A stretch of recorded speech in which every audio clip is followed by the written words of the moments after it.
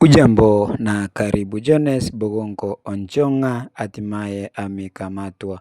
Onchonga anadaiwa kumdanganya askofu wa jimbo Katoliki la Lodwar akidai kuwa yeye ni padri aliyepangiwa kuhudumu nchini Tanzania lakini alikuwa likizoni.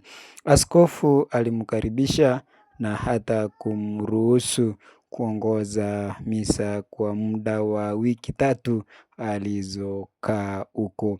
Pia alipewa mahali pa kuishi katika makazi ya askofu. Hata hivyo, wakati wa moja ya misa alichanganya taratibu za kuendesha misa na ndipo akagunduliwa. Baadaye ilibainika kuwa nyaraka zake zilikuwa bandia na hivyo kufichua kuwa alikuwa akijifanya kuwa padri. Inadaiwa kuwa Jones ana familia huko Kisii, mke pamoja na watoto 2. Kwa sasa amekamatwa na yuko chini ya ulinzi wa polisi.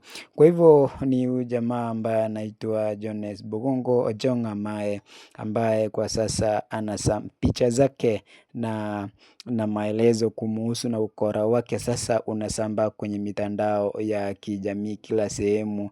Vichwa vya habari vyote vinamzungumza kuhusu. Inasemekana ya kwamba jamaa huyu Bogongo ni Mkisii na alidanganya ya kwamba yeye ni padri ambaye angekuwa anafanya ambaye alikuwa anaelekea nchini Tanzania lakini kwa sasa ako likizoni. Ndipo askofu akamkaribisha na hata akampatia nafasi ya kuongoza misa kwa muda wa wiki 3 alizokaa huko. Pia huyu Bogongo alipewa mahali pa kuishi katika makazi ya askofu. Lakini siku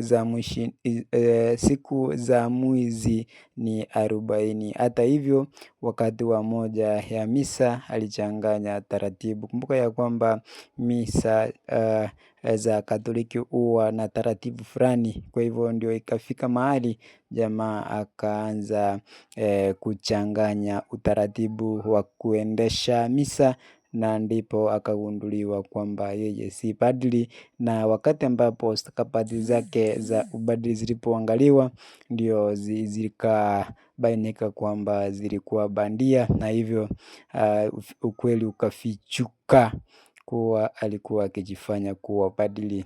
Inadaiwa kuwa Jones ana familia huko Kisii. Kwa hivyo ni Mkisii, ameoa, ana mke pamoja na watoto 2. Kwa hivyo kwa sasa ako kwenye kituo cha polisi.